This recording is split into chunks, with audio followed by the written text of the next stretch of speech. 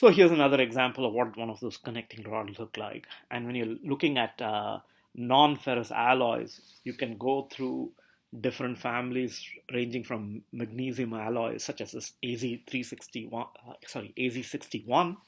right? Titanium alloys, which is another non-ferrous alloy.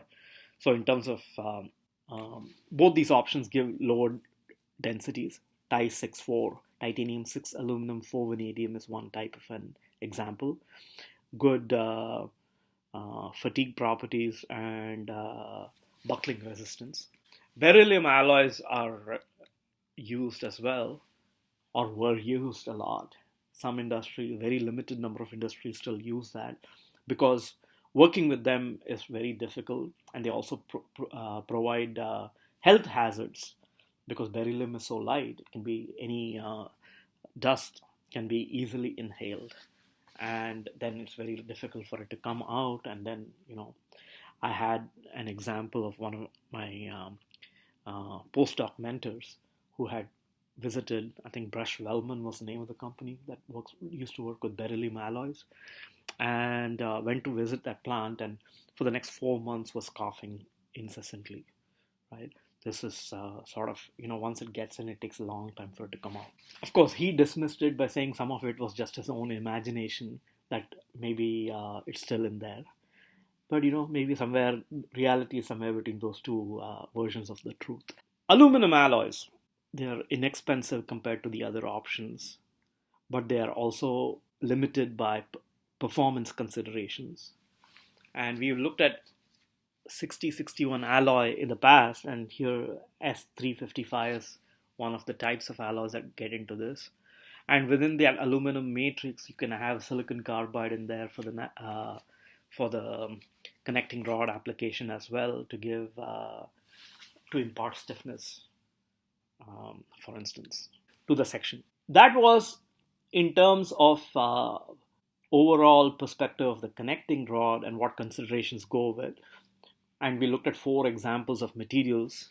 Overall, in the materials universe, right, the 4 examples of the non-ferrous alloys came from these categories that are present in the materials universe in the EduPack database. And within the alloys itself, we selected, let's say, aluminum alloy as a possibility.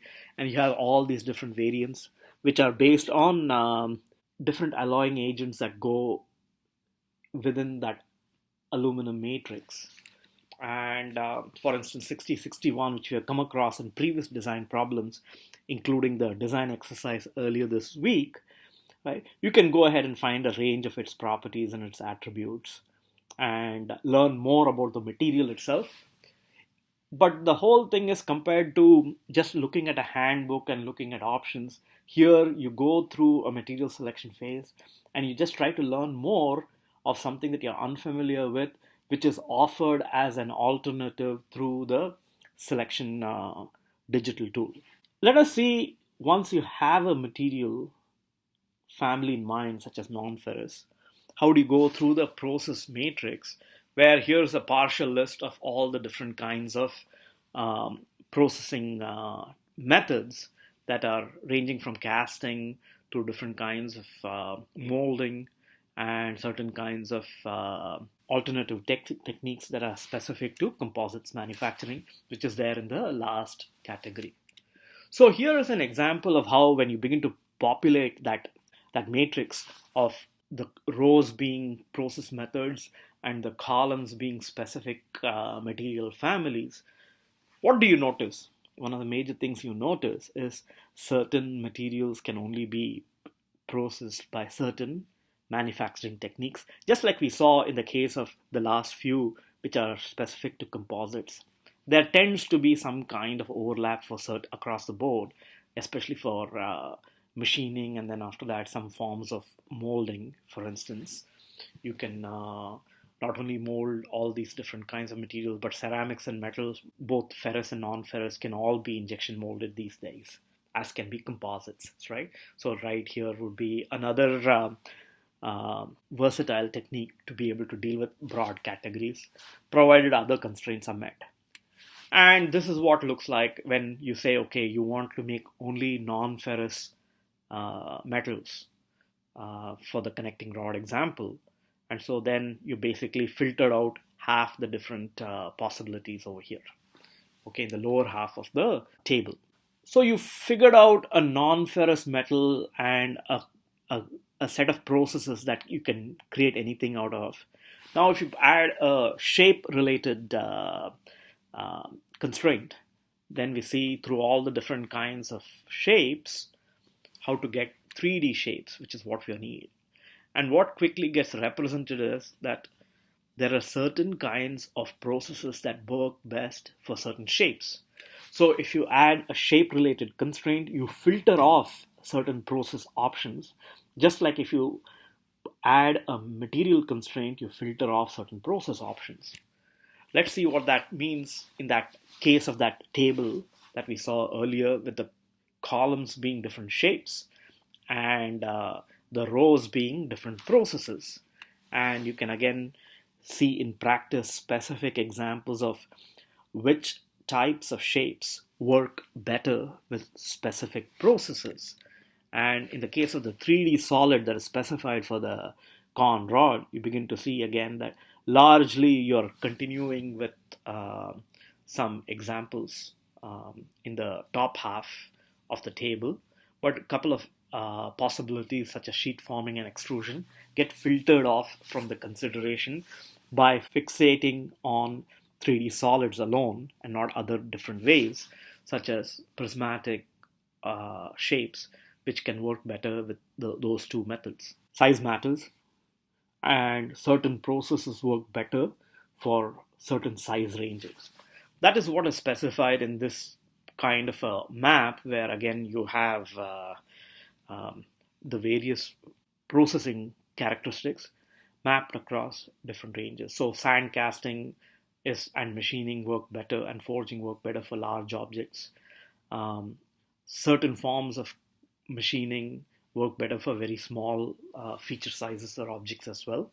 And right here in this family of about less than half a pound, roughly over here, we begin to see that we have a better chance to work with certain kinds of materials and shapes and mass ranges.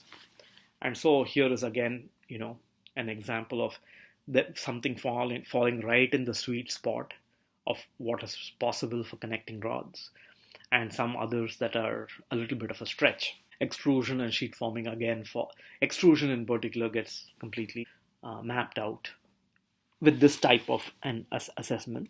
And in practice, once you enter this data into EduPack, this gives an example of how certain processes fall out of favor during the process selection process based on this constraint. Similarly, section thickness can be mapped as well in this database as a function of that's given over here on the x-axis for various processes. And for the constraints that we have in place, again, you can see which ones are still in consideration. Many of the processes still remain in consideration over here in terms of the thickness. Similarly for tolerance, right? But if you specify it as a constraint, there's a way to be able to take care of things. And since we are offered a tolerance below 1 millimeter roughly, because things can be machined later as a design requirement, most of the possibilities continue. Probably sand casting might be further eliminated from consideration if you wanted to stick to tolerances below a millimeter. Surface roughness below a micron, right? That's another one, or 10 microns, 100 microns. It allows for certain filters and certain techniques. For instance, injection molding can deal with lower roughnesses because the dies themselves are polished to that extent, right? And so you will be able to, so molding methods tend to have better tolerances compared to casting methods, for instance. There are certain techniques such as casting and molding, investment casting in particular, that can deal with some kinds. So in terms of low quantities, right? Polymer casting, investment casting. But if you went to die casting or injection molding, you can deal with much larger quantities in terms of batch size. So roughly the 100,000 parts that we needed for the con rod allows us to again look at which is the possibility. And then at that point, you're basically having some combination of die casting and maybe powder methods, right, that stand out in particular as options through the combination of everything that we considered. So this can be done through the EduPlac database, and we walked in through detail through many of the constraints related to processes that we worked with in terms of minimizing cost for the fabrication of con rods for automotive applications using a non-ferrous material